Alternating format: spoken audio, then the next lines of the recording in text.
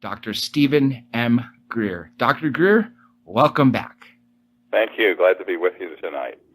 Well, let's go ahead and start with the campaign that ends illegal UFO and free energy secrecy, because that's obviously what it all comes down to. And after I saw the movie Sirius at the premiere, a friend turned to me and said, I don't think it's about the shock value. I said, no, it can't be. It's about the technology, the free energy, anything that they would be getting from these ETs visiting us, that as opposed to using fossil fuels. Right. Well, I think that there's a number of issues. One is the psychological warfare value. The new film we're working on, which is already broken all crowdfunding metrics for a publicly crowdfunded movie, is called Unacknowledged, and the title Unacknowledged comes from the unacknowledged special access projects, which are the deep black illegal projects that run in corporate America and around the world, and also in the U.S. government, where the people who are supposed to supervise our spending have no idea what's going on. These are completely illegal projects and outrageous. And so we call this movie Unacknowledged, and they're going to have a book that comes out at the same time with it called Unacknowledged, the same title. It's going to have an unbelievable amount of evidence and documents and top secret military whistleblower testimony from all over the world. And this is being supported by the public, and I'm very excited. We're at our 6-week mark since we launched the project, and we had a minimum goal of $500,000, and we've raised $450,000 in the first 6 weeks, which is a crowdfunding record. And we've also signed up a major international distributor for the film. So our goal is to put so much hard-hitting material in this movie and in the book, and to get it out all over the world, that no one can deny the reality that the UFOs are real, and that there are covert programs that have these technologies that are illegally keeping them away from the public. And I think this is the time where we have to all come together and say, look, we're not asking the government to do anything. We're going to do it ourselves, which means we're going to produce this disclosure, where this is the next big wave in the disclosure movement, which I founded in the year 2000, but which was really an outgrowth of Project Starlight when we were briefing the Clinton administration and his CIA director in the 1990s. So this has been 25 years in the making, and we're at the point now where the numbers of people are just amazing who are coming forward, both in terms of new evidence and material. But we're making a call, and I'm going to say this on your show right now. Anyone in a covert program dealing with UFOs or the technology or zero-point energy, free energy technology, who is willing to come forward in this movie should contact us as soon as possible. We have new witnesses from Wright-Patterson Air Force Base, the Air Force Office of Special Investigations, from the CIA and others coming forward, and we want to have more, and the more the better. So we have set up everything so that people can provide their documents and their testimony without any risk at all to themselves for punishment for speaking. Because in 1997 and 98, we proved that all of these projects were being run illegally, and we sent a letter to every agency in the U.S. government stating that unless otherwise directed, this is an illegal project, and unless you tell us otherwise, we're going to start releasing all this information and data, and that's what we did. I founded the Global Disclosure Movement, and since then there are 15 countries that have opened up their UFO files. There are many people who've come forward, but we need to take this to the next level where we have deeper and more substantial whistleblowers that come forward, and also people who come forward with the technology. So the other thing we're asking for from the public is to network with people who may have one of these free energy devices, whether or not they're associated with a government contractor or the government. They may just be an inventor, because we have now identified the people who can fund the research and get this out to the public in a massive way, and I mean people that I had no idea we would ever be able to get, who are very supportive of our objectives of ending the lock that big oil and nuclear power has on the planet that's destroying the biosphere. So the people are all in place. We need to find someone with the technology, and we will feature it in the film, and we will feature it in the book, and we will massively disclose it at a global disclosure concert event with the film coming out and the book coming out with, and our objective is to have at least 1 billion people to 2 billion people watching, with a lot of A-list celebrities on the stage with a free energy device. And to do this, we're going to have to find someone who has something that's not a fake. You know, there are a lot of fakes out there, that we've spent almost $1 million trying to run down things that have been complete frauds and fakes. But we know that there are people out there listening right now who either have such a device or know of someone who does, and they need to get hold of us, 6 weeks ago. But, I mean, as of immediately, because we have a team of people who can interface with them and bring that technology and secure it. Now, I have to say, our objective with the technology is to massively disclose it to the public. And the person, you know, if the inventor wants to be anonymous, they can be. If the person who invented it needs to have to be compensated for their work, we have people who can fund them and compensate them. But we need to get it out, and we need to get it out in a way that is as open sourced and massively disclosed as possible. Because if you keep something like this secret, you know, Dr. J, every single person and team we've worked with who've tried to do this secretively, they're all dead, or they've all disappeared, or they've all had their technology stolen under national security orders. So what we're saying to people is don't repeat history. Let's make new history. The old way is to do this with intellectual property and secrecy, and it always fails.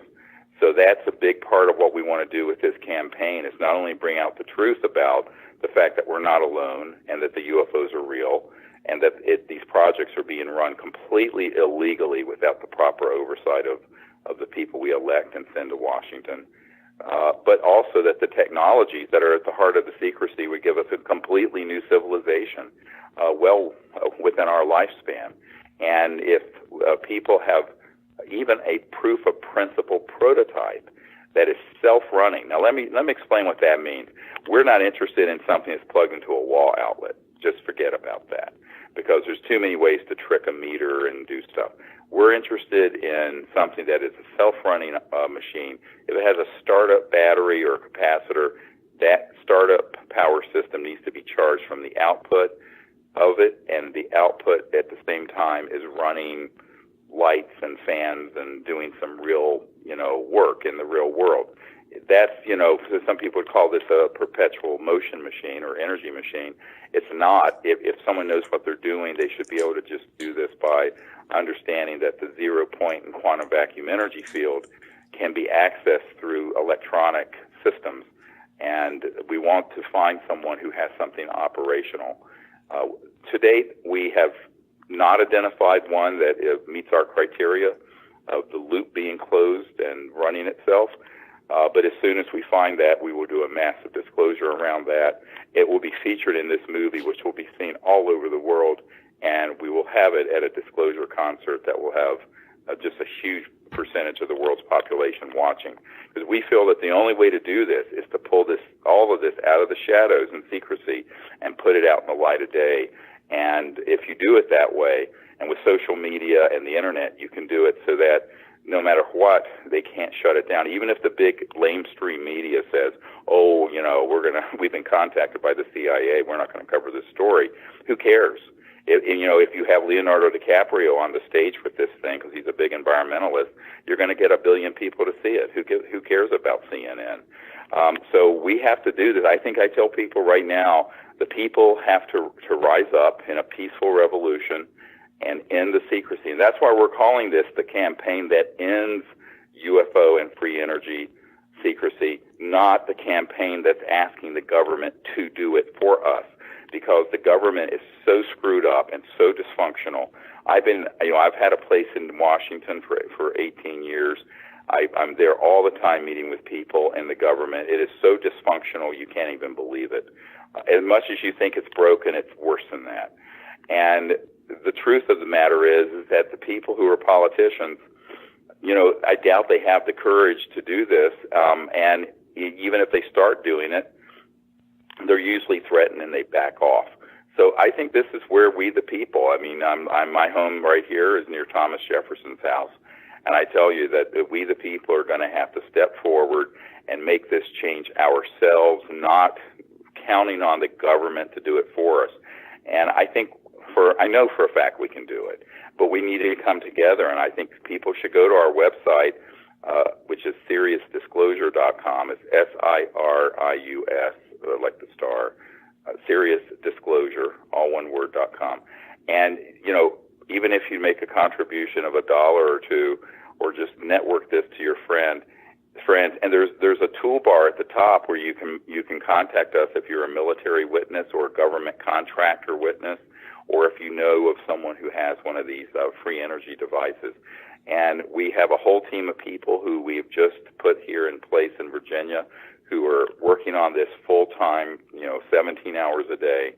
And we're hoping that we'll be able to bring this, all of this out late this year or early next year is our target, and bring this forward. And I think we're racing the clock here, because if you look at all the comments by Hillary Clinton and John Podesta and people who are beginning to cover, even the New York Times and CNN are covering the fact that John Podesta, the chief of staff for President Clinton and the man who put together the Obama cabinet and who we provided the briefing for Obama through, John Podesta and Hillary Clinton have both been making open comments about getting to the bottom of the UFO issue.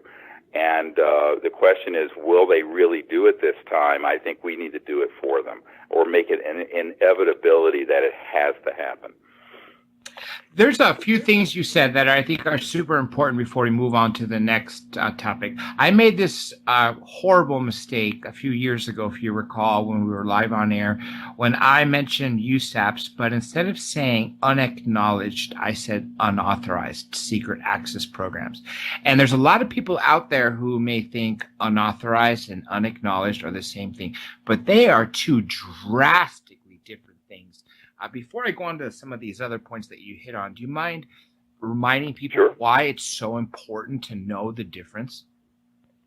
Yeah, when you talk about an unacknowledged project, you're really talking a USAP, literally the way it works. I'll give you a really crystal clear example. I have one of my military advisors was in a nearly $3 billion unacknowledged special access project. Now, that was just one compartmented project.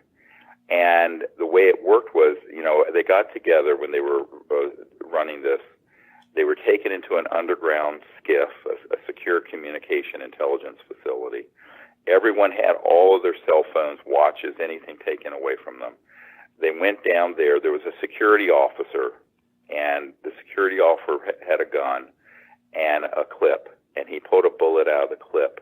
He held it up and he said, "Sir," he turned to everyone. He says, "Men, you are in a unacknowledged special access project, and if you speak of this project to anyone, including your commanding officer, your 4-star general, anyone who's not actually in this room right now, there's a bullet. It has your name on it. It will find you, and you're a dead man." And that's now, what they use. That's how right? they work. So it doesn't really matter. So if someone is the President of the United States or a Senate Intelligence Committee member, or even I briefed the head of the Defense Intelligence Agency, which is almost as big as the CIA that's inside the Pentagon for the Department of Defense intelligence gathering.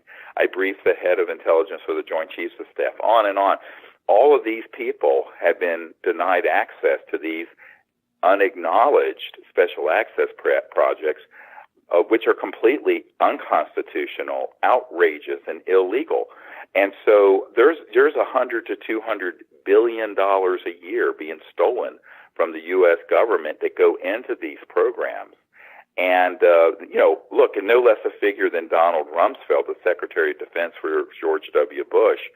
We have it on tape, and it's in the movie Sirius. which, by the way, you can see for free right now on our YouTube channel, which is youtube.com/S disclosure, S as in serious, but it's just S disclosure. And we've already in the past month had 400,000 people look at that. Now, in that movie, we have a clip where Donald Rumsfeld, who was no, crusader for transparency, he was an arch-conservative neocon who got us into Iraq and to Afghanistan. And he is saying on the day before 9/11 that there's a $2.3 trillion unaccounted for in the Department of Defense budgets over the last few years. Now I understand it's $8.5 trillion, and this is our money, taxpayer money, and it's going into these projects. And so, what we did an assessment in 1997 and 98 after I had a lot of high-level meetings, including with the CIA director for President Clinton, and we concluded these projects are criminal enterprises, like a mafia. And we wrote a letter to that effect and basically said, we are hereby releasing everyone from their national security oaths who have been involved in anything related to UFOs, extraterrestrial intelligence, or the technologies and the reverse engineering efforts. Any documents they have, fair game. Any testimony they want to provide is open source, fair game. Any materials they have, fair game. And do you know that we have up on our website at SeriousDisclosure.com a link to almost 5 or 6 dozen top secret people's testimony. Not a single one of those people have been harassed or even contacted or threatened, not legally or personally, because we have a system set up that they have all been untouchable. So what we're saying is now we need another whole wave, a huge wave of more of these folks, not just from the U.S., but from other countries as well, because the group that deals with the secrecy on this is a transnational group. It's not just in the U.S. It's in Canada, the U.K., Australia, China, Russia. It's all over the world. And we need to have people understand that they can come forward and we will be able to do this without them having any penalties under the law. Now, a lot of people say, well, couldn't they still be at risk? I said, not if they do it right. If they do it publicly and massively, people are going to be left alone. Why? Because the secret groups that are involved with this don't want to be caught in a public assassination again. They don't want to be caught in a public disaster. So, because they know that will expose them. They only have the power they have by lurking in the shadows of secrecy. And so if we do this in a massively disclosure way, in a mass disclosure fashion, with millions, and preferably 1 billion or 2 people who see it, we can bring out not only the information that ends the secrecy and the knowledge, but also the science and technology. So that the technology is proven that we can pull energy from the 0 point and quantum vacuum field, that we can run our houses and cars without fossil fuels or nuclear power, and we can start a civilization that at last becomes what Michikaku would call a level 1 civilization, where we're no longer destroying the biosphere and we can live peacefully in a just and a socially just and abundant world without damaging the biosphere. And only then are we going to be welcome to go out into space to have become part of this interstellar family of civilizations. They're waiting on us on Earth to get our act together and have been incredibly patient for the last 70 years since we shot down those craft at Roswell. And that was a shoot down. That was an electromagnetic weapon at Roswell that knocked those 2 or 3 craft down. So, and we have an FBI document that explains this, actually, which will be in this new movie. So I think people have to understand that the unacknowledged special access projects have been running amok since the 50s, completely illegally ever since Eisenhower lost control of them. And we're on solid legal ground and moral ground to bring this information out. And we need mass defections from these covert programs and people who are willing to go on the record, name, rank, and serial number, with their DD-214s, their discharge papers from the military if they were in the military, or their employment record if they were employed, who will give testimony about what they have seen or heard or worked on. And that's what we're asking for tonight. And we need people who have these technologies to step forward, who have them, if they're willing to have them appropriately verified and vetted and massively disclosed. Now, we know some people who have some of these technologies and they say, well, we want to keep it secret. I said, well, you'll keep it secret like Stan Meyer kept his things secret until he was in the grave. Stan Meyer had a toroidal donut-shaped free energy device that had a national security order on it, and he took that to the grave with him. Really? And then yes. Wow. Our team went in there and saw it, John. We saw it. And what happened is that my project was trying to get that entire archive and all those materials of just a few years ago, and a group from Michigan jumped in, had more money than we had. They bought it, kept it all secret, and then I heard in the past year that entire team has been eliminated. I wouldn't be surprised. We have a history in the United States of using people and getting rid of them. I mean, there's so many instances that can be shown. Well, the reason for it is that they all make the same mistake. They're all doing this as if they're handling a new smartphone from Apple, and keeping it secret. When you're dealing with an explosive new technology that would completely make obsolete all the oil and gas in the world, you have to develop a strategy that meets that challenge. And that's what we're doing. That's what we've done. But the problem is you get a lot of people who've been successful in business and technology, and they don't understand the deep national security state. They don't understand the cabal. They don't know what buzzsaw they're about to be walking into and the landmines that are out in front of them that they're going to step on and blow up. We do, because this is what we've been doing for 25 years. So what we want to do is be the launch vehicle for one of these technologies if someone would cooperate with us in allowing it to get launched to the world. And, a year ago or even 6 months ago, I couldn't have said, look, we really don't have a lot of resources where we could compensate you. Now we have people on our team where if we can put one of these devices in front of some of these folks, and someone needs to be, if the patent needs to be bought out, or if they need to be compensated, we can do it. We can absolutely do it.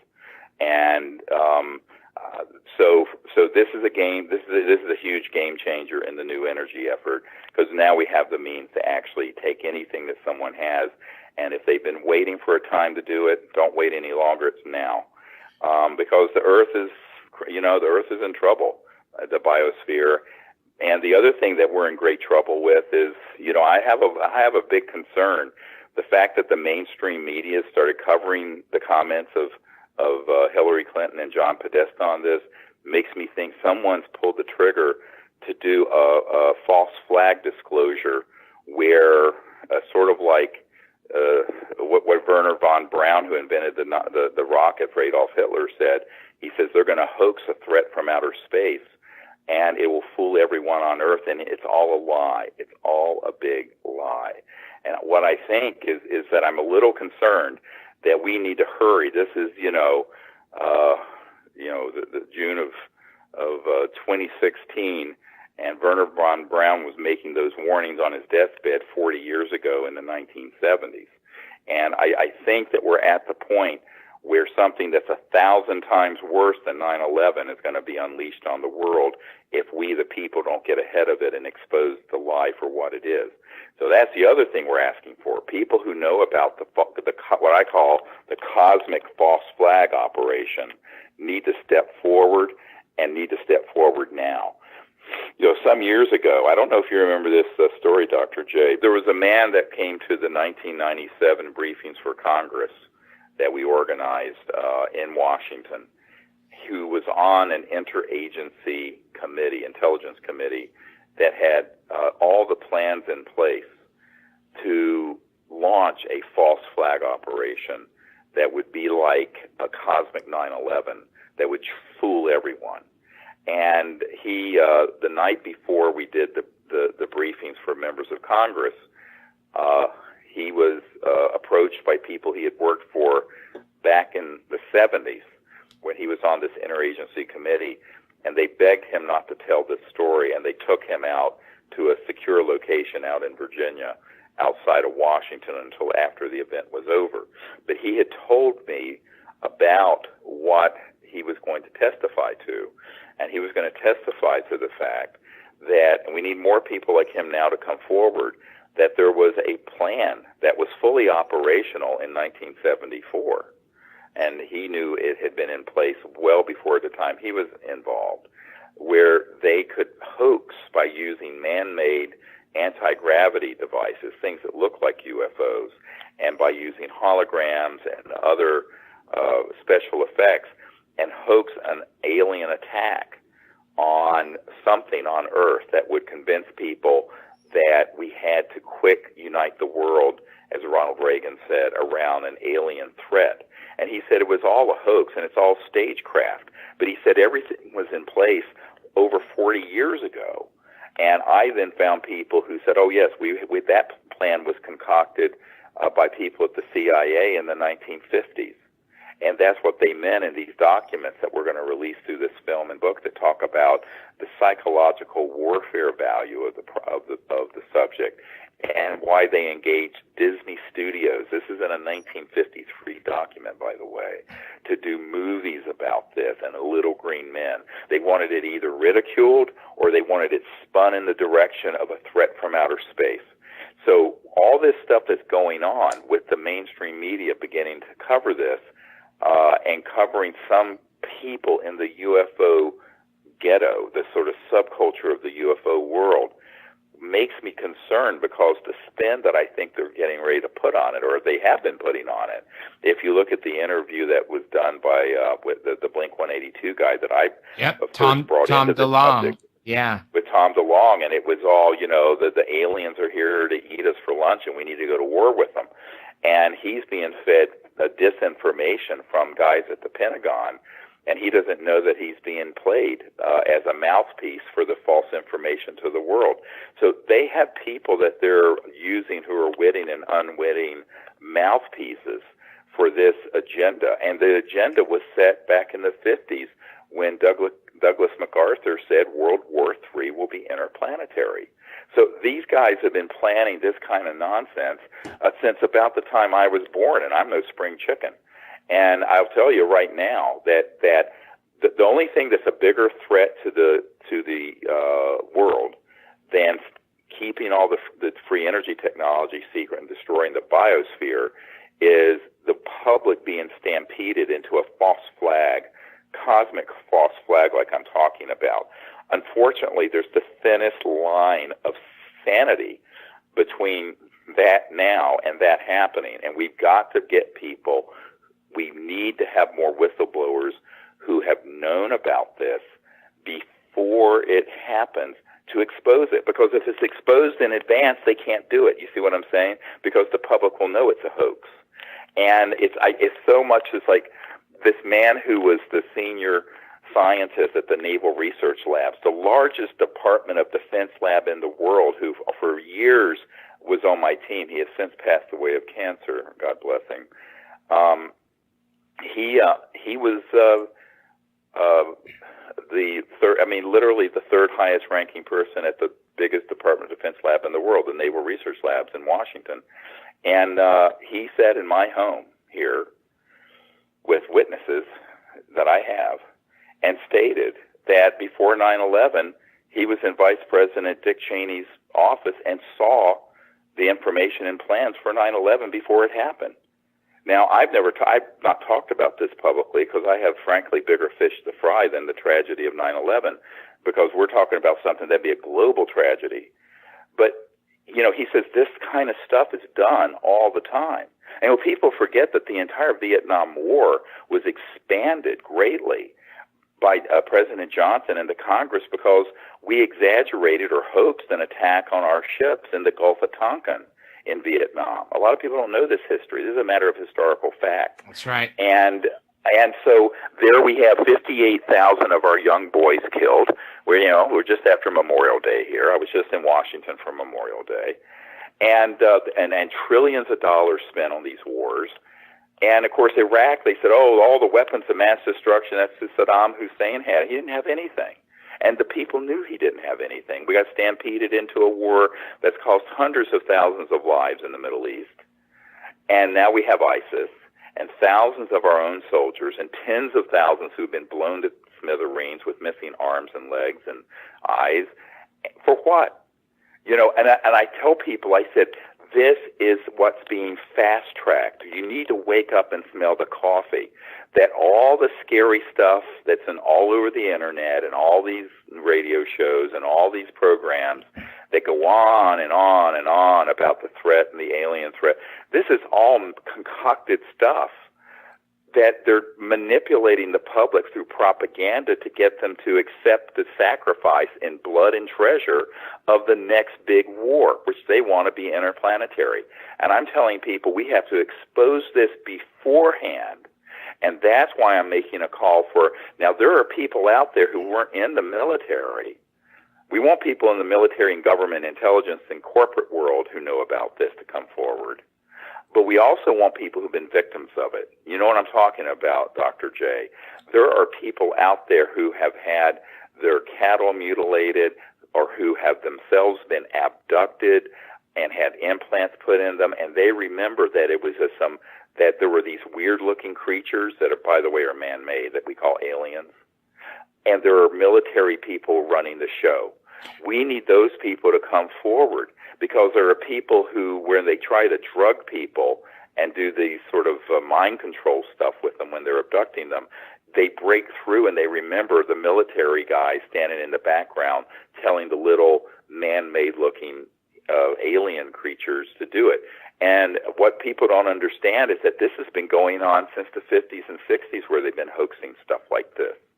So there are people who've had real contact with ETs, and there are people who have had things that look like contact, that's scary as all get out, that they've been doing to create a false narrative, a false story. And in some cases, like the Benowitz affair, you know, the story in New Mexico, where this woman saw one of our man-made anti-gravity devices near Sandia National Labs in Kirkland Air Force Base at the wee hours of the morning. What that was, they sent a squad to abduct her and make it look like an alien abduction. It was all humans. And then that made its way to Paul Benowitz, who ended up in a psychiatric hospital because it kind of blew his mind, all the tricks they were playing on him. But it was all to cover up the story that this woman had seen at very close range, one of our super secret spacecraft that were anti-gravity, which, by the way, we've had since the 50s. So I think people have to understand there's a very big game being played here. And there's a lot of deception, and there's a lot of false information out there that's designed to get people to go along, as Ronald Reagan did, with the whole Star Wars effort. And this is a very dangerous thing. So almost equal to and maybe worse than the fact that we're destroying the biosphere is that we have a false flag operation that they've already done all the propaganda for starting 60 years ago. People ask me, when would this happen? I said, it's been happening. It's already happening. You go to any UFO conference and thing, it's filled with information that is frightening to the public, that's designed to be put out there by these cosmic Manchurian candidates, I call them. And some of them are people who have been in the intelligence community, who've been in mind control programs where they're given drugs and also electronic holographic information, where they have all kinds of accounts of things going on out in space with humans and all kinds of horrible agendas. And it's all a program being run by their controllers. And this is not a science, it sounds like science fiction, I have to admit, but we need people to come forward who have an understanding that this is what's going on. So it's like the WHO when they said, we won't be fooled again. We cannot be fooled again the way we were in Vietnam and the way we were in Iraq. This is the big one. This is the one that the guy who invented the rocket for Adolf Hitler, Werner von Braun, warned us about. We can't be fooled again on this one.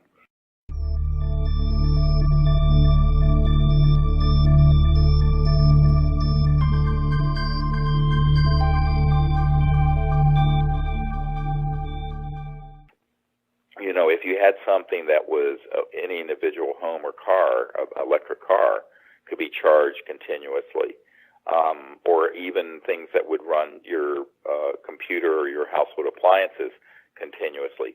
At this point, anything that would prove the principle that is a closed loop running itself and puts out measurable wattage, which is power, and does real work in the real world in the classic definition of physics, then that's what we need. That's all we need, because it can be scaled up and scaled down. The key thing is to not keep it secret. Don't sit on it, because it's like these guys who sat on Stan Meyer's toroid. That was a free energy electromagnetic system that had a national security order on it. They worked on it, got it going, boom, they disappeared. And they did it secretively.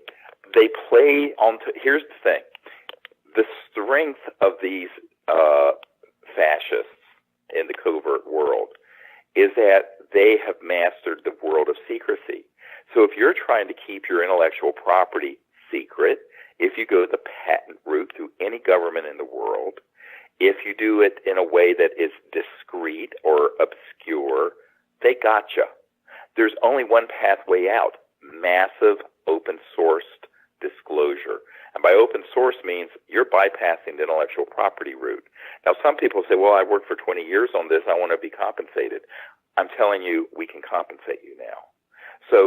But our goal is to get it out there so that the plans are on the internet, and we have so many, we're going to have 1 billion of these devices to run the,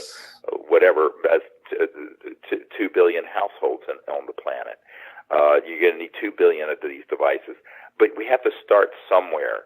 But we need something where we can prove this and get it out there so that it's no longer an urban myth. And I always say to people, free energy and perpetual motion is a misnomer, because there's a field of energy called the zero-point energy field that was proven decades ago in mainstream physics journals, and every cubic centimeter of space has enough potential energy within it to run the United States for a year. So the question becomes, you're not actually getting energy from nowhere. You're preserving the laws of thermodynamics and physics. It's just that there's another way that you're getting energy besides burning something or splitting the atom, causing all kinds of radioactive waste. So we have to figure out the facts are the American Federation of Scientists, and you can go to our website at SeriousDisclosure.com and see this document where they did a report and a press release on their national security project for this mainstream scientific group, the Federation of American Scientists, where they said, look, and Stephen Aftergood wrote this, and Mr. Aftergood said, there's 5,135 patents that have been confiscated under national security orders. And one example he gave was in the 1970s, a solar photovoltaic cell that would create electricity from the sun that was more than 20% efficient, which at the time was revolutionary. It'd be amazing now even. And they confiscated it. And so you can't claim that was some kind of a weapon. It was competing with coal and oil. And so they seized it. So this is such a corrupt system that anybody with a great breakthrough in energy needs to understand they can't play the game of the normal business, venture capital, patent, intellectual property game. Because if you play that game, they gotcha. But at the same time, I understand people wanting to be compensated for their efforts, and I think now luckily we have identified the people on my team who have the access to seriously large sums of funding for the environment and for energy efforts, that we can do that now. And we have a network that has exploded in the last year. Since Sirius came out 3 years ago and it went to number 1 on Netflix about 8 months ago, we have had such a huge network that's built up around what we're doing. And many of them are people that are, frankly, household names in America that want to see one of these technologies. This whole question of when disclosure serves secrecy, I am very skeptical, frankly, of a lot of efforts where they will combine the hard evidence we've put together Because, on our website, Serious Disclosure, there's dozens of top secret witnesses. There's all these top secret documents.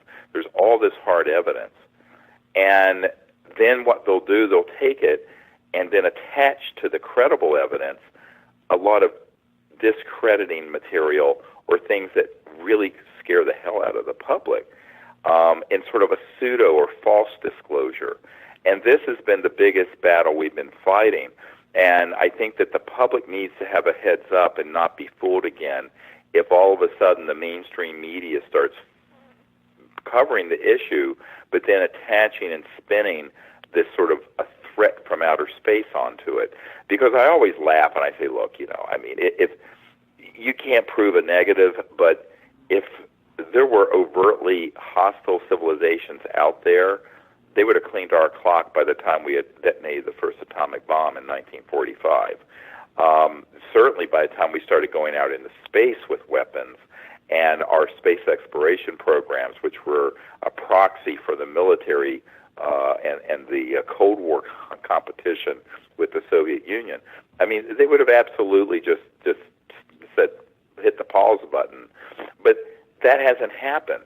And I think that what they're waiting for us to do, from the contact experiences my team has had for 25 years all over the world, is that they're waiting for us to become a reasonably civilized society, which is at least not murdering ourselves and destroying, creating what I call planeticide, the killing of an entire planet deliberately and with malice aforethought, which is what's happening with the environment, which is a completely unnecessary situation. I mean, there is absolutely no reason why we don't have zero-point quantum vacuum energy systems running everything, and so our environment would be pristine, 100% recycling of all materials.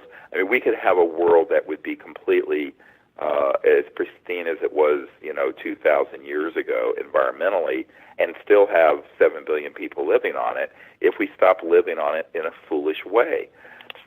And so I think that any of these civilizations from other star systems are watching this, and a lot of people say, well, why don't they intervene and just fix it? I said, well, it doesn't work that way. I mean, it's like us going to Afghanistan trying to impose Jeffersonian democracy. We, the people of Earth, have to come together and make this happen. But you've got these people who are psychopaths, who are in the big money finance world and military-industrial complex, who really have an agenda that's nutty. And the agenda is this sort of an end-of-the-world apocalyptic view, because they don't understand anything. And they also want to be able to control the masses through fear. Because if you look at it, whether it's been through religious leaders or political leaders or what have you, it's demagoguery. It's fear that people respond to. And now what they're trying to do, and I've been watching this for 25 years, is to have someone else to demonize. I grew up in the South in the 50s and 60s and early 70s when there was still blatant racism and black and white water fountains, believe it or not. My girlfriend in high school was African American. I was almost murdered by some people who hated the fact that I had an African American girlfriend in North Carolina in 1972. So what I tell people is that humans are always trying to find someone to scapegoat and some new person to hate. So, it's got to be black people for one era, and then, there's misogyny, and then there's homophobia, so you have to hate all the gay people, and then you've got to hate this religious group or that religious group. And this is a real problem for humans. But ultimately, these guys, what they're wanting to do, these covert programs, they want to get people to unite around hating someone from outer space. So that would become the new source of, and it's sort of what I call it, interplanetary racism. And so what people need to understand, first of all, is educate themselves and get the materials and educate themselves. Number two, spread the word to other people. If someone is skeptical, that's fine. Show them the Disclosure Project book, the DVDs, the materials where it's very solid, smoking gun. And what we are doing with this new film called Unacknowledged, and with the new book that'll come out with it, is to put the best of the best of the best of the best in this 2-hour movie and in this book, so that it would be something that anyone would look at and go, case closed. We have the evidence. This is it. And then on top of it, the technology that explains how an UFO or an ET craft would be being able to have the ability to go from point A to B in space because of the energy needs. We can't figure out how to get to Mars without running out of rocket fuel. So I think that people have to understand that technology not only can explain how UFOs function, but it also will give us a new civilization on this planet so that we become acceptable to other civilizations in space that are waiting for us to behave in a civilized fashion. And part of being civilized is not only to quit massive wars and murders against each other, but also to stop destroying the biosphere. Because Gaia, the Earth is a conscious living being that is a organism, a biological organism that we are harming unbelievably.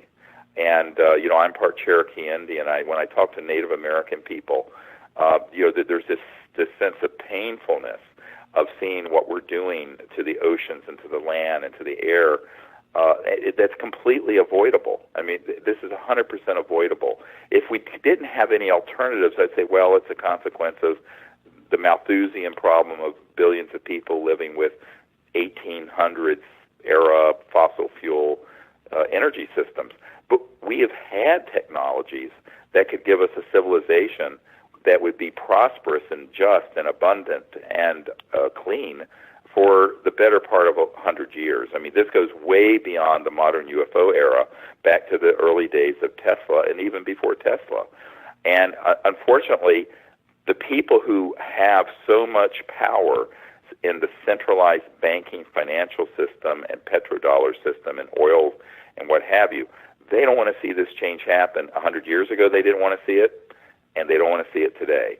But we, the people, have to rise up and say, too bad, you've had 150 years of dirty industrial global domination. Now it's time to move on to a new civilization on Earth, and we're going to make it happen. There have been weapons in space since 1965, at least. I have a top-secret source who, in the mid-'60s, was involved in that. And, the extraterrestrial civilizations are, many of them are hundreds of thousands to millions of years technologically more developed than we are. And, clearly if they wanted to solve the problem here, they could do it. But again, it would be an external imposition, so they're not doing that. Now, what the question about contact with CE5, the Close Encounters of the Fifth Kind, is that any interstellar civilization, let's be clear what I'm talking about here, a civilization can go from one star system to another at multiples of the speed of light. By definition, they are also transdimensional. So there's no concern about going through a debris field because they can dematerialize in one point in space and reappear at another point in space, passing through other dimensions. And this is all done electronically, by the way. So you're not dealing with something that's simply accelerating through space, because you have to go beyond the speed of light to go from another star system to here. Because if you were anything less than the speed of light, it would take way too long to get here. So you're not speeding up and going through debris fields or anything else. At the same time, there is a global positioned weapon systems that when these ET craft appear, they are targeted and they are sometimes hit. And this is what Lynn Stringfield in the 90s called the crash retrieval syndrome, where there were so many cases where these reports of ET craft that were targeted and crashed using electromagnetic weapon systems. And this is true. We have more than one Disclosure Project witness who has been party to retrieval operations. Now, this means that when we're doing the diplomatic effort that we're leading called the Close Encounters of the Fifth Kind Initiative, we have to understand transdimensional physics, transdimensional sciences, and how objects disappear at one point and reappear in another. I'll give you a great example. We were just in Arizona in a remote area on top of a mountain outside Tucson about a month ago. And when we were there, we had a number of events happen where objects would literally, they didn't fly in from space. They would just materialize right over us very briefly and then dematerialize. And then they would start doing all kinds of strange things through our electronic detectors, our magnetometers, our radar detectors, our laser detectors, our camera systems that would record. So there are all kinds of phenomena that attend a transdimensional civilization because they're able to drop out of linear space-time and go to another dimension and then reappear at another point in space-time. Also remember, they can be completely resonating beyond the speed of light where they're not visible to the naked eye or to any camera, and yet they're right there hovering right above you. And every once in a while, one of our digital cameras or an ultraviolet or infrared camera will capture them, and it's astonishing, these photos we have. But with the naked eye, you see nothing whatsoever. So a lot of the training I do to people is to bring people into the real space age, meaning the interstellar space age. And when you talk about interstellar, you're talking about beyond the speed of light. When you're talking beyond the speed of light, you're talking about a physics dealing with energy that is beyond the speed of matter and light. And therefore, you're talking about a whole new understanding of phenomena that happen. But it means that they can appear, they could be out near the rings of Saturn and then have a craft appear hovering right in the field beside us. And it might be seen by everyone for 10 seconds, dematerialize, and all you'll see will be something that looks like a hologram or like a ghost-like object that is moving around and is communicating with everyone in our contact group. Many enlightened masters have been able to materialize, dematerialize objects, levitate, bilocate, all these. So these are well known. If you study the Vedas from the ancient Vedas from the Himalayas, you really get into this whole idea, what have been called siddhis, S-I-D-D-H-I-S. And I teach this at these week-long retreats that I teach, where people get a full course in the siddhis and the ancient Vedic knowledge of consciousness, but also of where mind and matter interface. And this is another part of what needs to be disclosed. When you're dealing with interstellar civilizations, they're not using cell phones and radio waves at the speed of light like we're using right now. They're using technologies that interface with coherent thought. So you think to the device and it is actuated, something it turns on or does something. And in fact, this is what Dr. John at Princeton and Adam Curry, who is in the film Sirius and who I just recently have met with, are developing. They're developing lamps, for example, where you can think a color and it'll turn that color, and using random number generators that interface with consciousness and thought. So even in the human overt sphere, never mind what covert programs have, this is being looked at very seriously and scientifically. And I think that, the work of Dean Radin and the Goswami and Dr. John at Princeton, there are a lot of people who are doing things in the laboratory that we're doing basically, let's call it clinically, out under the stars. But it's the same concept, that consciousness in the mind is an omnipresent field, and you can develop meditation techniques to remote view, to communicate, and to create very clear, coherent thought that can interface with an extraterrestrial interstellar communication system to make contact. And that's part of what we do. And of course, this blows people's minds because most people don't understand how their smartphone works.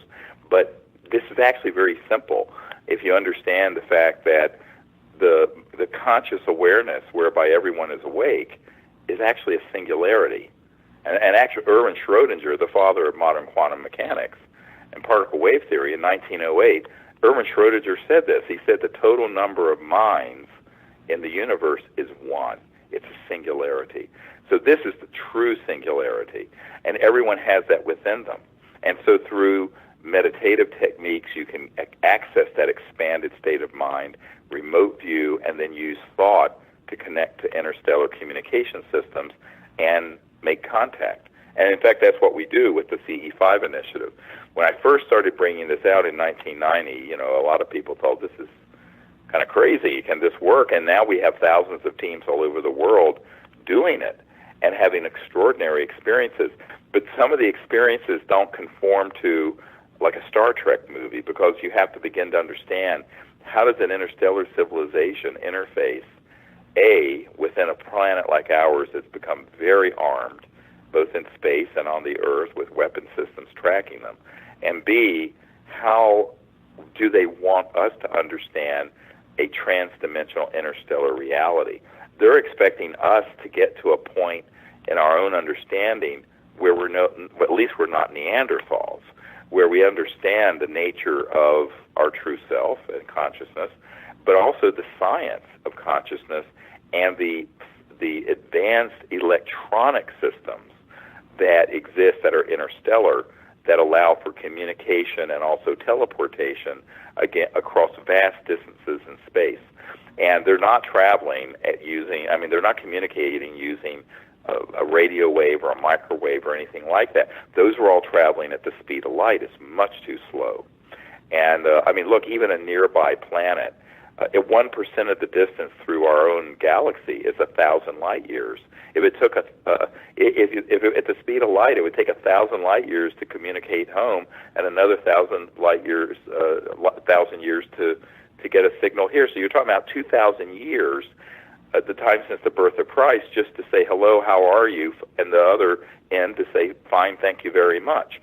So when you think about this and begin to understand it, you go, well, it makes complete sense that while some people would relegate all of this discussion to mysticism, it's not. It's the new science. Once we get past this disclosure period and get these technologies out that can save the Earth's environment and end all poverty on Earth and create a just world, the big sciences of the next 1,000 years are going to be in the science of consciousness and the interface between mind, matter, thought, all of that. Everything you were just talking about, levitation, materialization of objects. The human capability is unbelievable and has been demonstrated throughout human history. And right now, most people are just trying to scrape by a sort of a primitive existence.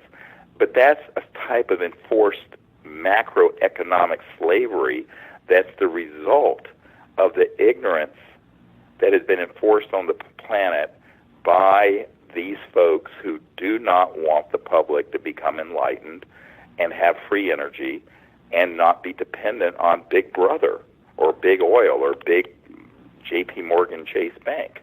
I think you have to understand that when disclosure comes out in a way that is positive and truthful and brings out with it the sciences and technologies, all these big players who are, have amassed, and we're not talking billions, forget Bill Gates, we're talking hundreds of trillions of dollars in assets in these corporations and banking empires.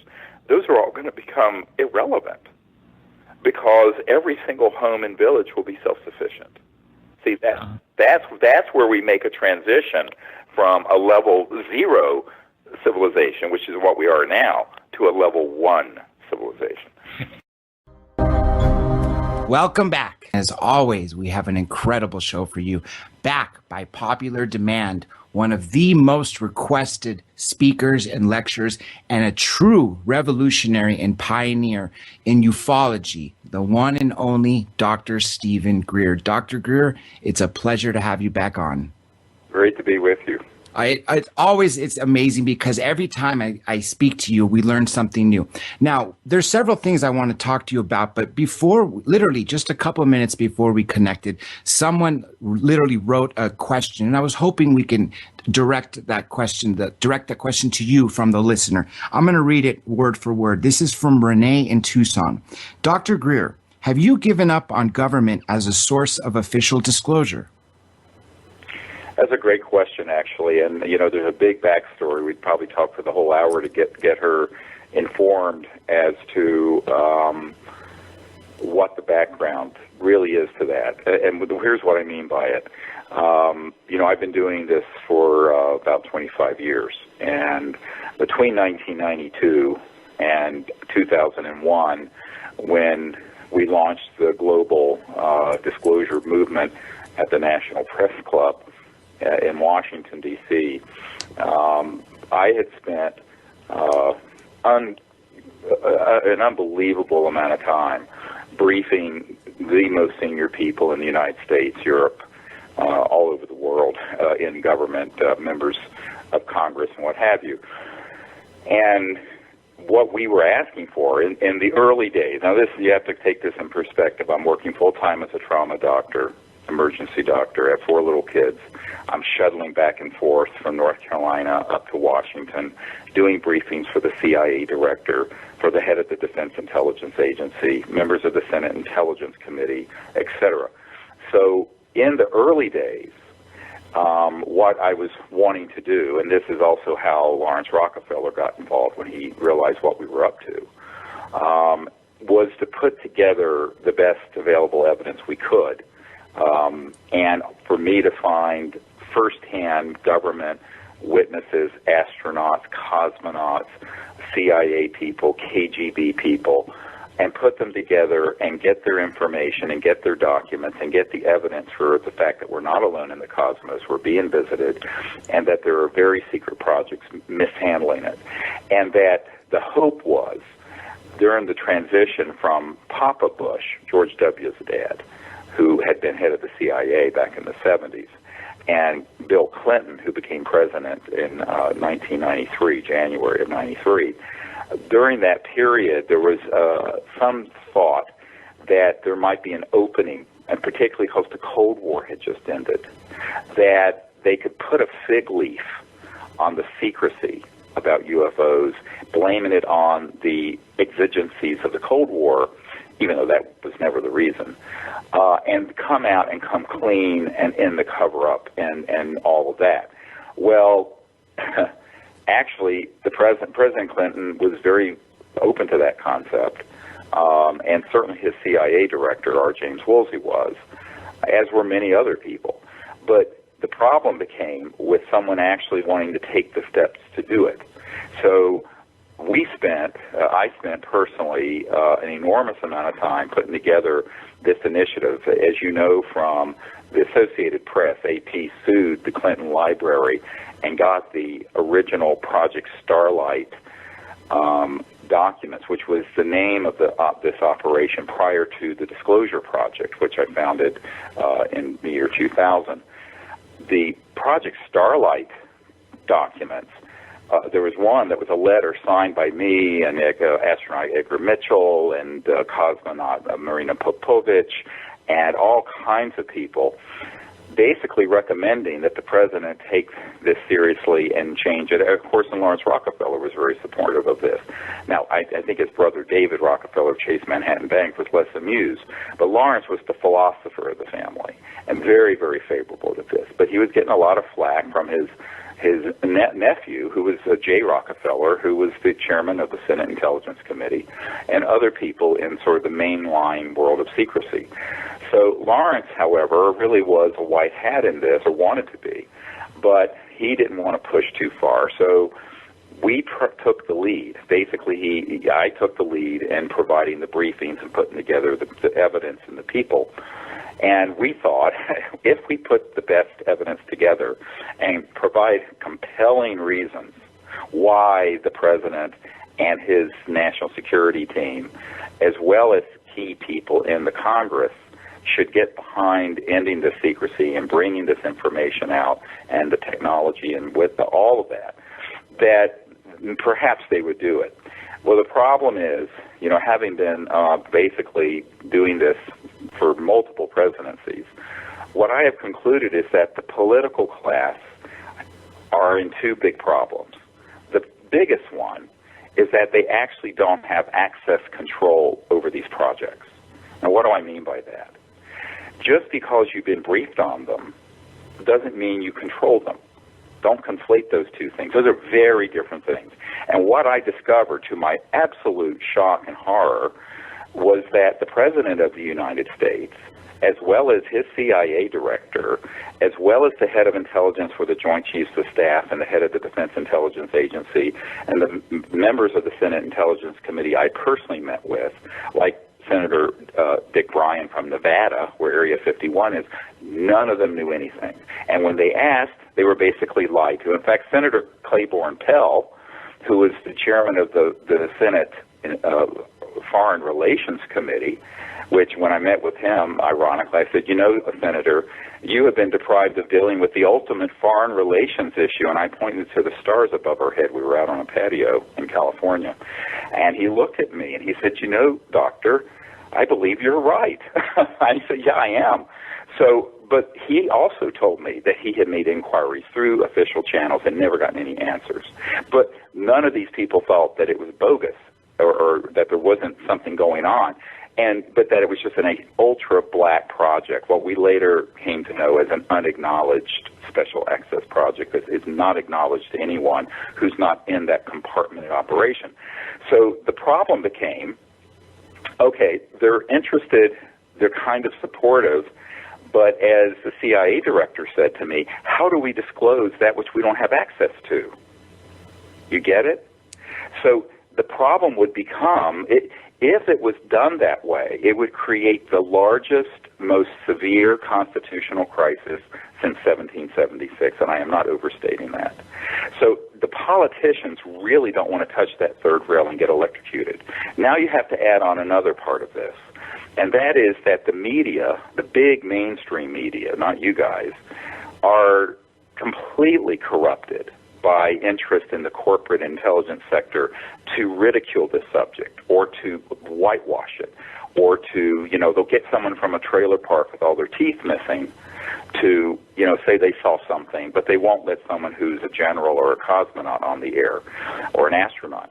So what you find is that the big media are poised to attack like a pack of hyenas, crunching on the bones of any politician or public figure that would dare even mention the word UFO or extraterrestrial intelligence and make them a laughing stock. So then you have to add that whole problem into this. The bottom line is, it's not that I have given up that these officials in government should do it. I am extremely skeptical that they will.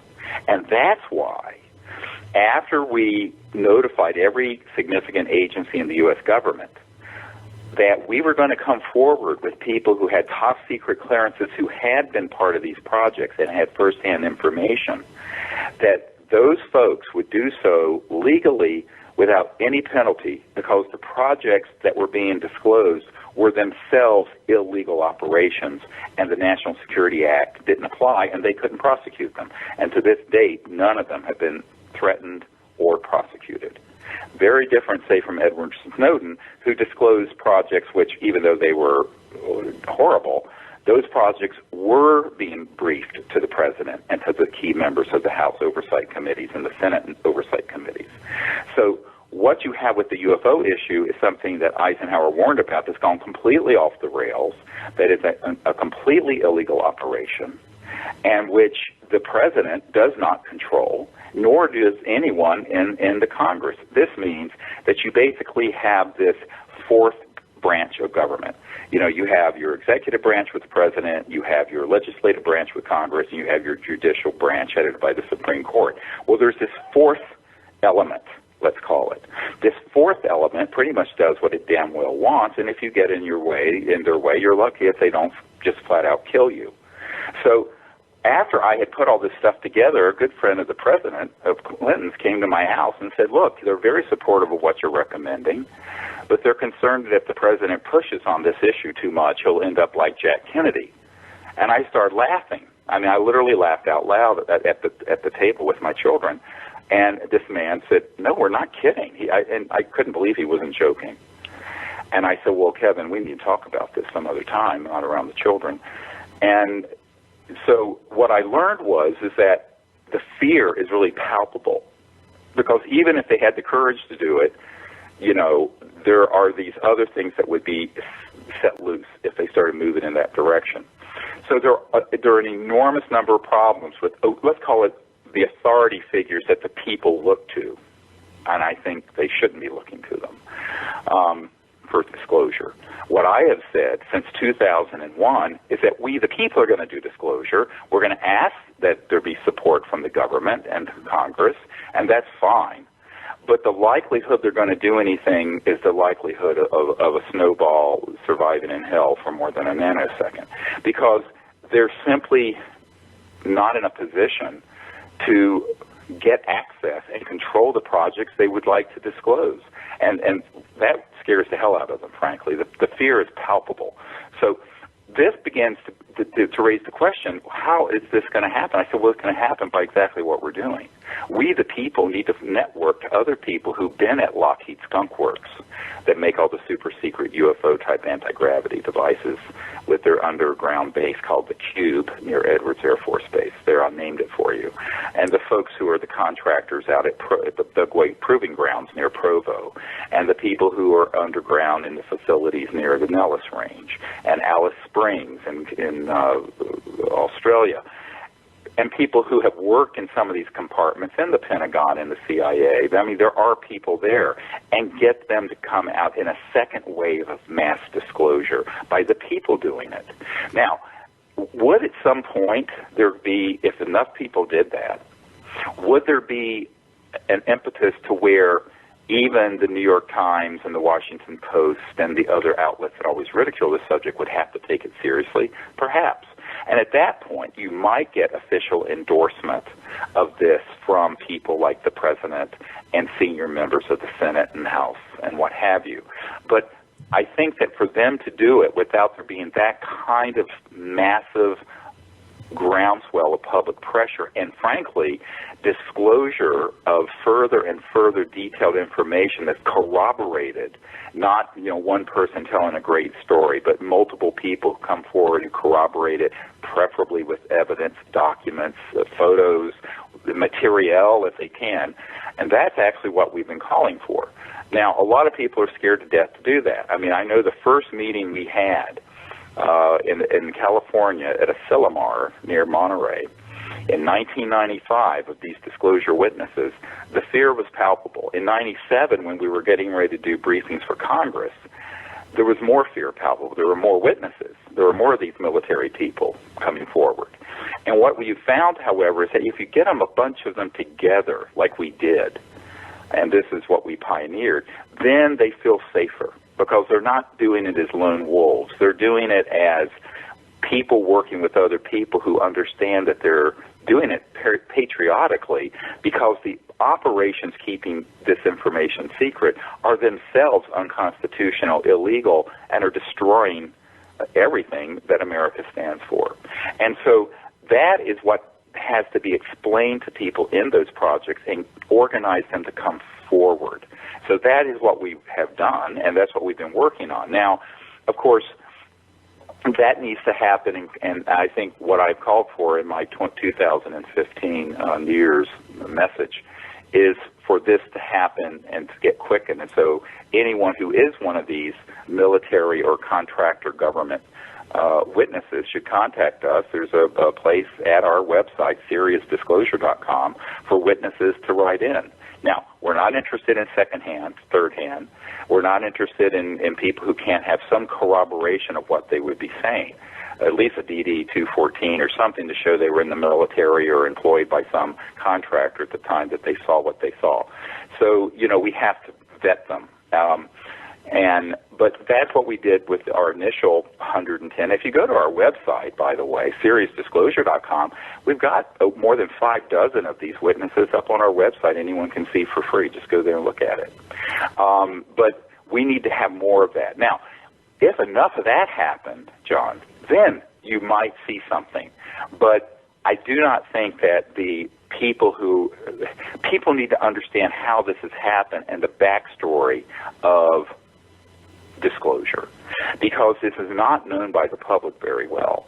And I'm actually going to do a whole afternoon seminar in Washington, probably in March, and people can sign up to come to it if they want. Our website has a free newsletter. We have no advertising on the site, and you can get this for free. Just put your email address in, SIRIUS disclosure.com. And what I'm planning to do is go through an entire background of how Disclosure Project got launched and what really happened behind the scenes, because it's an amazing story. Now, you can just get from the few highlights I've shared. And I think that people need to understand that, because they need to understand that it's not as if we didn't get hundreds of thousands of people to fax and write to their members of Congress in 2001, well, before 9/11 happened, and that we didn't have direct information going to the president and the CIA director and these key people. And by the way, this project, the Disclosure Project, is the only project that's ever actually done direct meetings with people at that level of government. And in fact, last year I met with 120 world leaders on an island off the coast of Australia discussing these issues. But getting people to stick their necks out when they kind of realize that, oh my God, I'm going to be exposed as the emperor that has no clothes. I mean, I don't care if you're the Minister of Defense of Australia or the President of the United States. And this is what Eisenhower was warning us about when he said the secrecy of the military-industrial complex was becoming so complicated back in 1961 when he left office. And that President Eisenhower said this is becoming a threat to our way of life and our democracy. And he was right. He was 100% right. Something you mentioned a little while ago literally is a good transition to what we're going to go into next. And literally, you took it out of my brain. The fact that the government, we shouldn't be holding our breath for POTUS to make an announcement that we've been visited, but rather we have to take it into our own hands. The reason why I mentioned you as a pioneer when I introduced you is because you were talking about consciousness well before any of the other researchers were. And I'd like to say that I'm very proud to see that a lot of people have finally picked up on the realization and the importance of consciousness, such as, Dr. Edgar Mitchell, Sixth Man on the Moon, Paula Harris, even Grant Cameron and Colin Andrews now focus on consciousness. And right. you can't separate science and consciousness / spirituality, because that is the missing link. And this is what the segue that I was going to take it to. You produce events where you're teaching people the protocols for CE5, Close Encounters of the Fifth Kind, human-initiated contact. And you are creating ambassadors around the world to hold these global events so we can take it upon ourselves. And I would love for you to discuss about the progress on the CE5, because clearly a lot more people than last year and the year before. It's just exponential, the growth of the amount of people. And so I would love the listeners to know how they can get involved with CE5 and what the next event is going to be. And I know of one that we're going to speak about coming here in California, Southern California, in April. Right. Well, this is really exactly what I was going to talk about next, and that is the other part of disclosure is mass contact. Now, everyone says, why don't the ETs just land on the White House lawn? That's what Larry King asked me. And I laughed, no, it doesn't happen that way. They're gauging to what extent humans on this planet are ready for peaceful contact. They're not going to push beyond the point of readiness and the level of consciousness of the people on this planet, because if they were to do that, it would be an act of, if you will, psychological violence. It would be too traumatic. So what we have to do is to educate ourselves about these civilizations, what it is to be an interstellar civilization. And what does that mean? Well, in 1990, I founded the Center for the Study of Extraterrestrial Intelligence, CSETI, for the purpose of training people to do what happened, basically to learn to do what I experimented with as a teenager, and that is going into deep consciousness and the samadhi state, being able to remote view these extraterrestrial civilizations, connect to their communication devices and their own consciousness, because their communication systems, instead of hooking to cell phone towers, are linked to thought. So if they want to turn something on, they think to it. So it's at the speed of thought, not the speed of light. Why? Because if you're going from one star system to the other, and communicating from one star system to another. If you're a million light years away, it takes a million years for the signal to get there. So you know that it's got to be beyond the dimension of space and time, okay, the 3 and 4D sector. You're going to have to go into 5D and 6D and 12D and 50D, meaning these states of consciousness and higher states of consciousness. And anyone who actually knows and looks at the astrophysics, frankly, scientifically, of what it would take to become an interstellar civilization, and those are the ones we're talking about being here, know that you would have to have mastered not only going beyond linear space and time transdimensionally, but also communicating that way. Well, guess what? We may not have devices that advanced. I mean, most people are happy to have an iPhone or a smartphone, but which is really a piece of junk, frankly. But they know that we have our minds. They know that we're sentient and conscious, and so we can become aware of awareness itself. We can be mindfulness of just the mind, and in that state go very deep, and then open up to where they are and to other dimensions and other points in space. 1,000 light years from here, 1,000,000 light years from here, 1,000,000,000 light years from here. And the only limit to us doing that is our willingness to develop that capability, which is everyone's God-given gift. Everyone can do this, by the way. I do not believe in this whole thing of gurus and certain people can do it and other people can't. Baloney. Everyone can do it. They just need to learn it. But what we put together, we have 2 apps. One of them is a free app that you can get. We just launched it this year, or in the past 12 months. And you can go to our website, SiriusDisclosure.com, SIRIUS, like the star system, disclosure.com, and get this app, download it for free, and you can see who is in your area doing this and interested in this. It's a great way of networking.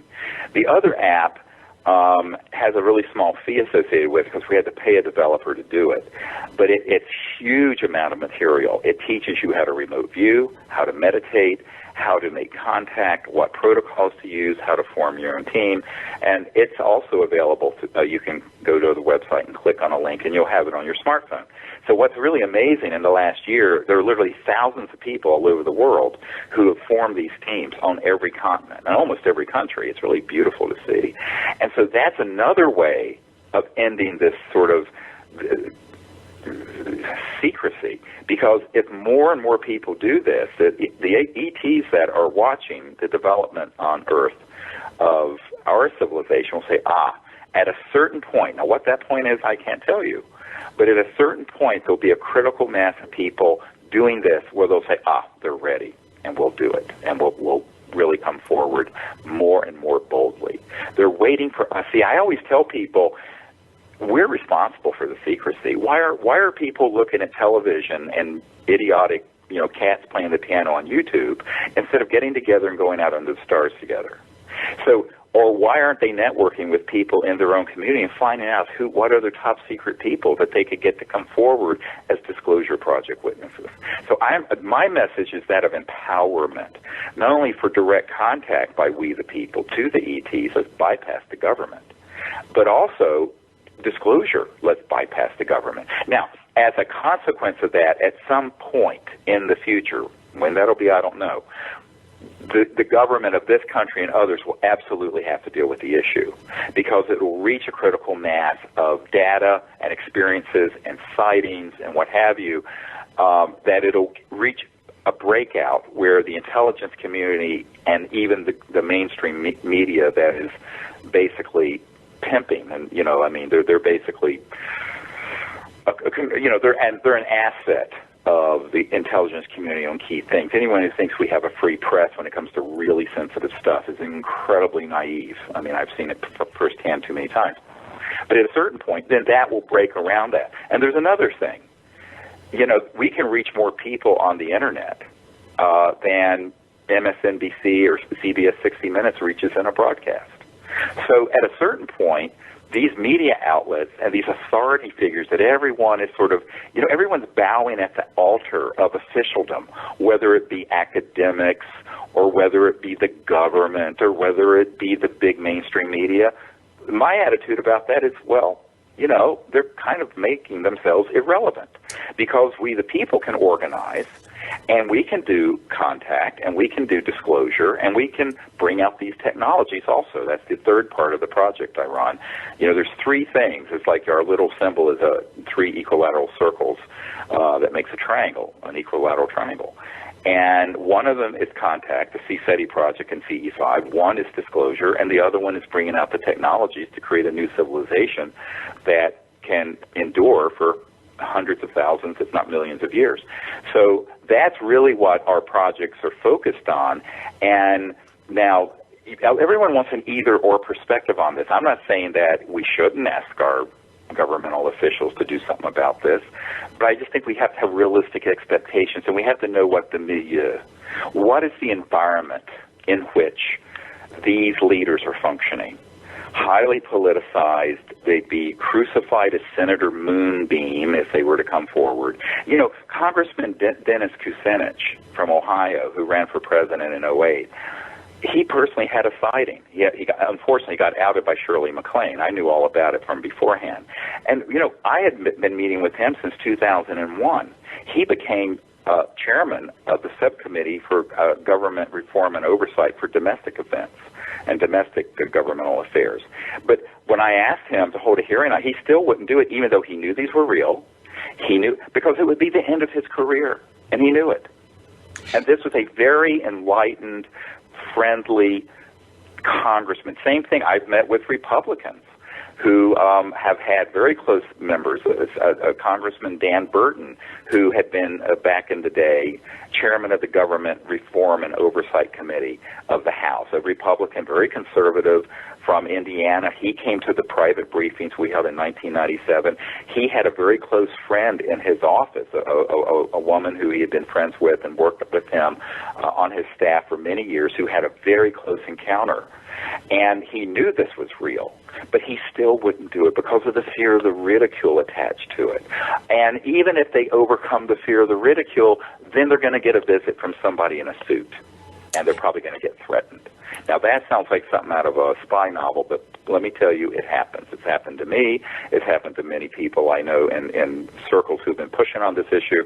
So at a certain point, then the big question becomes, who has the courage to take on this fascistic fourth element of this global government that no one has elected or appointed, that's run amok of the law and the Constitution?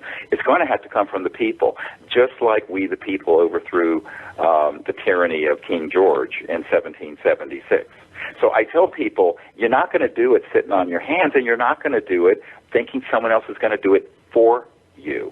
And this is where I tell people to be very careful with this idea that, we can say, hey, let's get together and ask the president or ask our representative to do something, and that's all we have to do. No, there's a heck of a lot more work and heavy lifting we, the people, have to do. But you know what? Think about history. If you go back as many thousand years as we've had recorded history, there has never, ever been a major change in society that's come from the centers of power.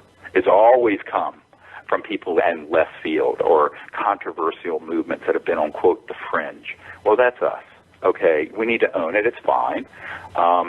And that's actually how change really happens. It doesn't happen from people who are in power because they are so beholden to these powerful interests. And usually they're comfortable. They're usually pretty wealthy, and they don't want to rock the boat. So there has to be people who are willing to rock the boat, and that would be you and me and everyone listening on this radio show. And this is exactly why we do this. You made several important points. I just want to let you know we got a little over 20 minutes left, and we have several important topics. First of all, about Kucinich, you're absolutely right. The poor guy, when he was on a debate and he mentioned about his sighting, he was just taken down. And the people that are visited when they talk about this publicly, you're right. They're scared to speak after these visits, and some clearly disappear. And with regards to the speed of thought, that's actually a question Miss Harris, who's going to be joining us tomorrow night, Paula Harris, told me to ask you about, to the speed of thought travel, which is something you mentioned. Now, you know what? It's even the wrong paradigm. There is no speed because thought emanating from consciousness, particularly when you're in a deep level of consciousness, is instantaneous anywhere in the cosmos. So it is instant. Absolutely instant.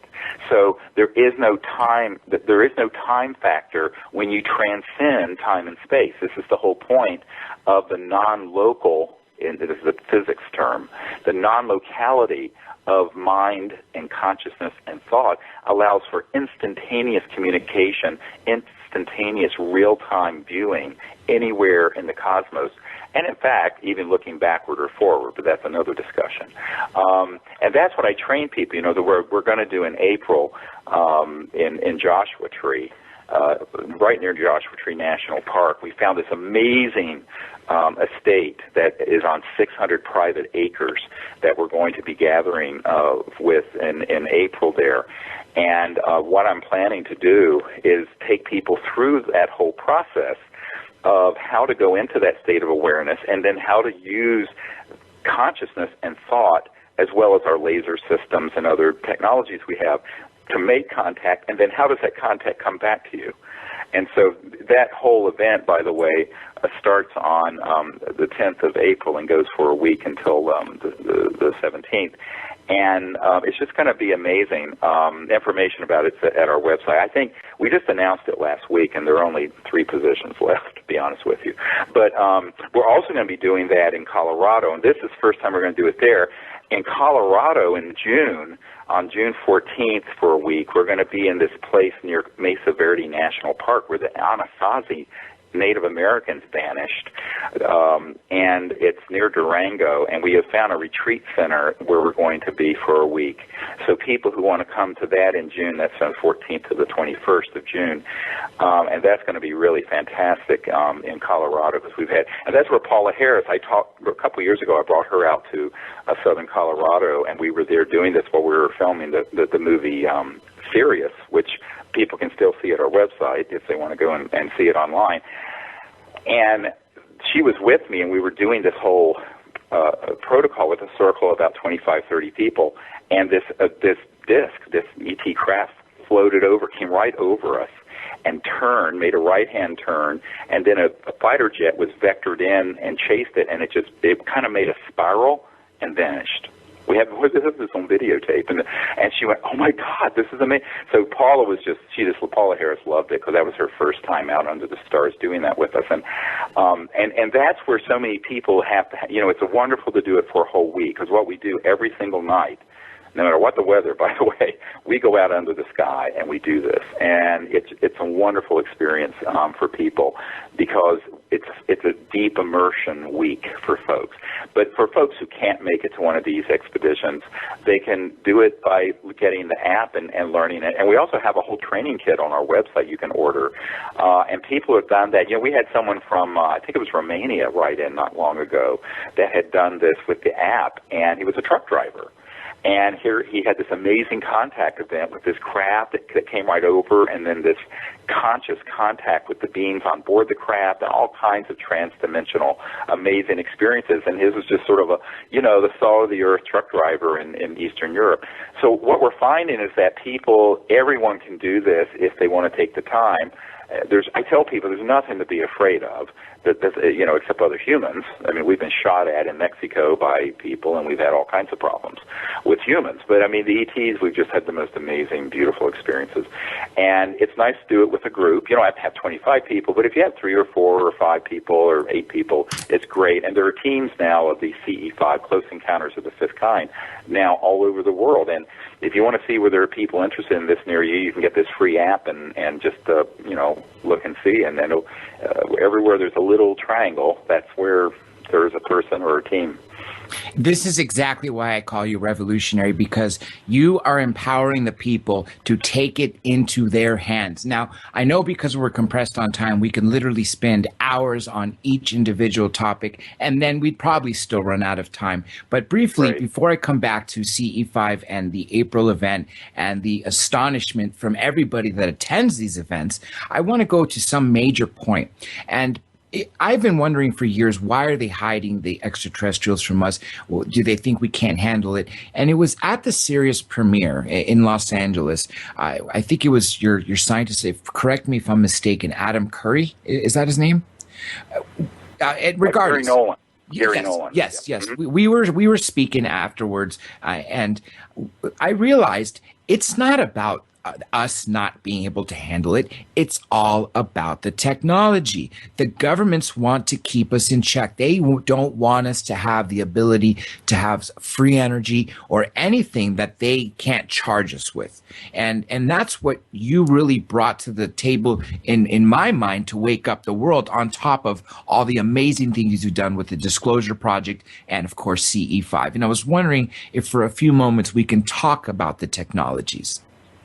Well, this is really where the rubber meets the road. If you go all the way back to the Wilbur Smith top secret document from Canada from 1951 or 50, it's right in that early 1950s period, it talks about the fact that there was a top secret team headed by Dr. Vannevar Bush, who headed up the atomic bomb Manhattan Project in World War II, and some other people who were working on the modus operandi, the technology, propulsion, and energy systems behind the UFOs. This is an undisputed, official, top-secret document that accidentally got declassified some years ago. We have it, and it's up on our website. Go look at it. So I tell people who are skeptics, I said, it's all there. I mean, I don't say anything that we can't establish. So you have to think, in this document, it literally says that the secrecy surrounding that project that was studying how the UFOs operate was more top secret and sensitive than the development of the hydrogen bomb. Not the A-bomb, the hydrogen bomb. Remember, a hydrogen bomb's like 100 atomic bombs. It's the ultimate doomsday weapon. And we hadn't even detonated the first hydrogen bomb until 1952. So this document was before then. And so the reason for it is because if this technology were to come out, it would be the end of all oil, gas, coal, centralized utilities, power lines, car engines, train engines, boat engines, anything that uses something that you burn, or nuclear power plants that split the atom to create heat to boil water. It's just basically a big steam engine. It's all a nuclear power plant is. All of it would be obsolete. And by the way, so would solar and wind. So you're talking hundreds of trillions of dollars in commodities and assets that we've rendered obsolete. So now we're talking about a revolution in the macroeconomic. This is what Paul Hellyer, the Minister of Defense of Canada, and I, when I first did my first press conference with him in Toronto years ago, before almost anyone knew about him, he and I had a private conversation at his home, and he said, yes, he was trained really as a macroeconomic theorist, and he said, it must be, and he had never thought of this either. And I said, well, with all due respect, the Honorable Paul Hellyer, as Minister of Defense, was left out of the picture on this, just like others have been. But I said, this is the reason you were lied to. Because if this were to be known, why would anyone need oil or coal or any of this stuff? Now, the problem goes back before even, say, Roswell. It goes back to the early 1900s, and late 1800s, when Faraday and Maxwell, and then people like Tesla were experimenting with very high voltage systems that at certain frequencies and resonances will create a vector into what's called this zero-point energy field. And guess what? You get more energy out than you have to put in as a human. There's still conservation of the law of physics because there's an energy field that's virtually infinite called the zero-point field and in the quantum vacuum. So now, what's interesting is that back then they didn't really have experimental data to explain zero-point energy, but Professor Casimir decades ago proved it. This is, again, was in mainstream physics journals. So why are we still burning oil from Exxon and Saudi Arabia? Very good question. Well, that is the $600 trillion question, John. And if you were to disclose that the UFOs were real, the very first thing anyone's going to ask is, well, how the hell are they moving? They're silent. They can go hundreds of thousands of miles per hour and make a right-hand turn. They're anti-gravity. They're obviously not burning any fuel. How are they going? Well, you would have to, that whole Pandora's box, from the point of view of people who control the macroeconomic system that has ensured that, out of 7 billion people on Earth, there are only a handful doing very well, and half the planet doesn't even have indoor plumbing. Why? Because, in a sense, we're all slaves living on someone else's plantation. Now, granted, the American plantation is in better condition than the one in the Congo, but make no mistake about it, it's a master's slave mindset. And we think we abolished slavery in the 1860s. We did not. It's this economic industrial slavery, and it is awful. And I always say that there's sort of this joke that we have a free market. Well, how can you have a free market if you are suppressing the biggest scientific developments of the last 100 years? This is ridiculous. But in then steps this World War II era period where we started having Foo Fighters. Yes, there's a band named Foo Fighters, but the real original Foo Fighters were these UFOs in Europe that we were encountering, and so were the Nazis. And we studied them, and we found out and concluded that they were, in fact, interplanetary vehicles. How do I know this? Because General Jimmy Doolittle was sent there by Franklin Roosevelt, and Jimmy Doolittle, that general's nephew, was a physician, a very dear friend of mine, Dr. John Altshuler from Denver. And he said that's exactly what happened. So we have known that we're being visited by interstellar vehicles since at least that point.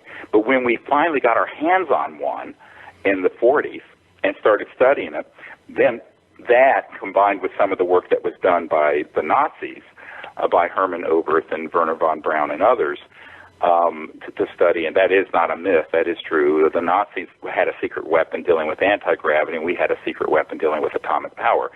But all those people were brought in and made the foundation of our space program, and then the newly hatched CIA. And that's just a historical fact.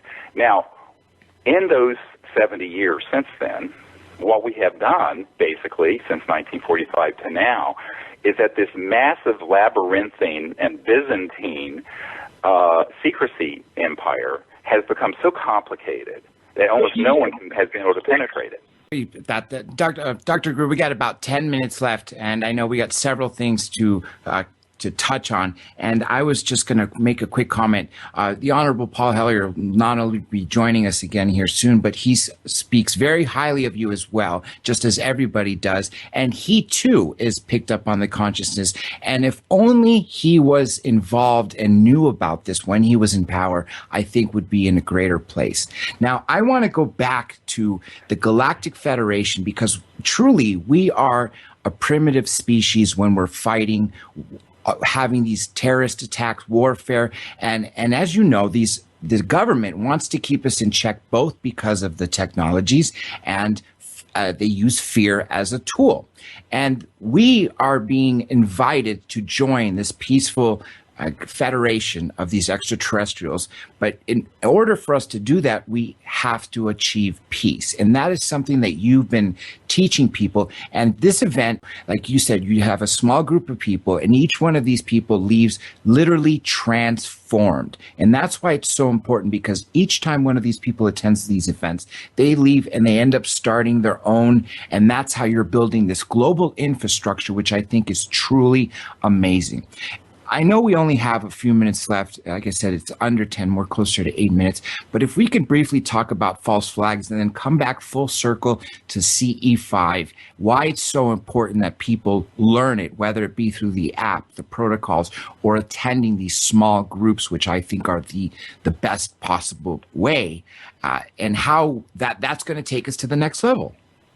Yeah, and I hope to have a larger group event in April also, if we can get that organized in time too, so if, anyone can come in a much larger setting. But here's the thing about false flag operations. And false flag operations are things where intelligence operatives will hoax something to create a decoy and to create a nexus of disinformation, a sort of a push of false information and events.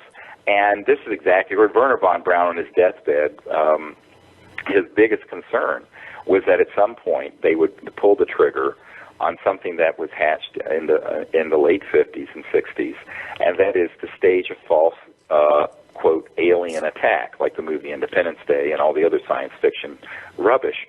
But what's interesting about it is that, when I first heard that, I had already been briefed by several other people who had actually been on an interagency committee planning to do that. Now, let me repeat that, where it was full. And I said, when were you on this committee when it was fully operational, where they could stage things that would look like UFOs, creatures that would look like aliens, and they said, oh, well, that was in 1974, and it had been going for quite a while before then. Now, this was a guy, and then I ended up meeting several different people who didn't know each other, who had been involved in various components of this false flag operation. And so, and I started thinking, well, what is this about? And one of them said, look, you cannot keep growing the multi-trillion-dollar military-industrial complex without a bigger and bigger and bigger enemy. And the Soviet Union had collapsed. Okay, then we had this global terrorism threat, so we could, invade whatever countries in the Middle East and spend a few trillion. But ultimately, Leon Panetta, the CIA director that I had gotten a lot of briefing materials to in the early Obama administration period, he once said, he says, we're spending over $100 billion a year chasing less than 70 Al-Qaeda people in Afghanistan. This is insane. So the bottom line is, how do you grow that machine, this military-industrial machine? Well, you've got to have a bigger threat. Well, so the ultimate one would be an interplanetary threat. And that's what they've been preparing the masses for through documentaries, through movies, through false information, through the UFO subculture, frankly. And I think that the reason for it is that they know that you have to prepare psychologically people to hate something enough to be able to then pay in blood and treasure for the next war. So this is, as insane as this sounds, this is the thinking behind folks, some of the people in these covert programs. And I was warned back in the early to mid-'90s, it was about probably 93, 94, 95, that if I started exposing that would be the thing that they really would be upset about. It is because they don't care if people believe UFOs are real and that ETs are real, so long as they believe that there are enough of them out there that are a problem to support the next big war push.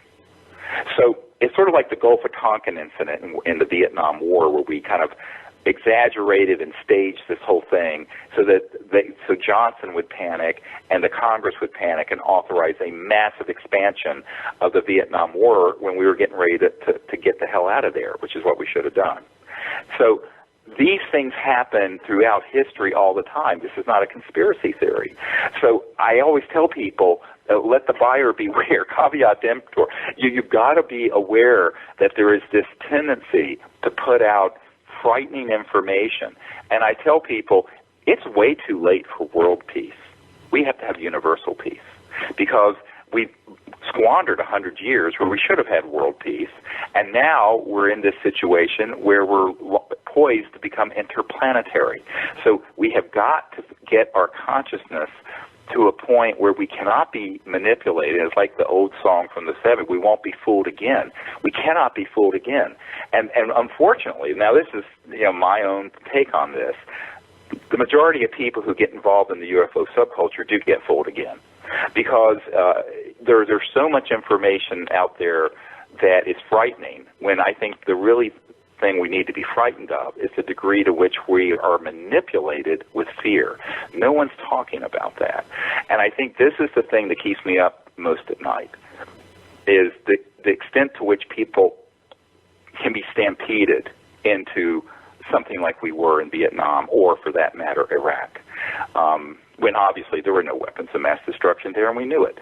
But we still, everyone got stampeded into it because of what happened on 9/11. So now the question is, could there be a cosmic 9/11? There could be. And I have met with men who have been on these interagency teams where those things have been planned and ready. They could push a button and launch it tomorrow, and it would fool virtually everyone from the White House on down. So I think the public needs to be not fooled again. And so, I always tell people, you got to put a light there where this sort of dark, sort of crazy ideas keep festering and kind of it's sort of like the Wizard of Oz, where you have the old guy back there, scaring the bejeebies out of one, and then they finally pull the curtain back and it's this old crudmudgeon. Well, that's a lot of this. The whole fear that people have about aliens. Believe me, if you've got the ability to travel from one star system to another and they were hostile enough to hate us, it'd be over. It wouldn't be like one ufologist, they've been warring over Earth for 290 million years. Really? With what? Clubs and machine guns? I said, come on. We're talking about civilizations that are capable of interstellar transdimensional travel. The technology associated with that level of sophistication, you could terminate all life on Earth in a nanosecond. It would be point, set, match, and frankly would have been when we detonated the first atomic bomb if these ETs were truly hostile. Now, this does not mean that all these civilizations are particularly like what we're doing, but I don't like what humans are doing 90% of the time. Come to my emergency department on a Saturday night and see all the stabbings and gunshots and strangulations and horrors and rapes. I mean, humans have a lot of growing up to do. So it doesn't mean, however, that they are overtly hostile to the human race and Earth, but they're very concerned. Here's what I think people need to flip the question around. What are they concerned about here? I think they're concerned about humans developing these technologies and becoming an existential threat to other star systems.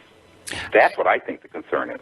I would have to agree. We're down to the last little over a minute or so. I can't stress the importance for everyone out there listening of taking CE5 lessons and literally taking disclosure into your own hands. Dr. Greer, like I said, you are a true revolutionary and a pioneer, which is why so many people are following you, and you're leading by example. And I was hoping you could spend about a minute and a half or a minute or so giving people one final message, and of course, one more time, where to find you. Yes, if people really want to drill down on all this information, there's just thousands of pages of it at SiriusDisclosure.com, SIRIUS Disclosure.com. And if you want to find out, what are the projects we're going to be doing in your area or what have you, just sign up on, there's a free newsletter and email list. You can put your email address in. We do not sell it or share it. And, you'll then be in the loop. If you want to become part of the CE5 contact teams, there's a free app where you can network with everyone in the world that you can get on the website.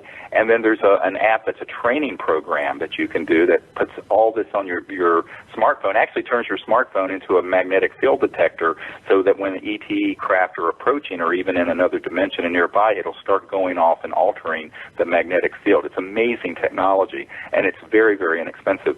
And then if you can come, to these events in Joshua Tree in April or the one-week training programs or the one that we're doing in Colorado in June, that's a really great experience for people who can get time off work and make it out there and join us. It's a small group. It's only 25 people, and it's an amazing experience for folks. I strongly recommend everybody out there listening, go to SiriusDisclosure.com. Dr. Greer, it is always a pleasure.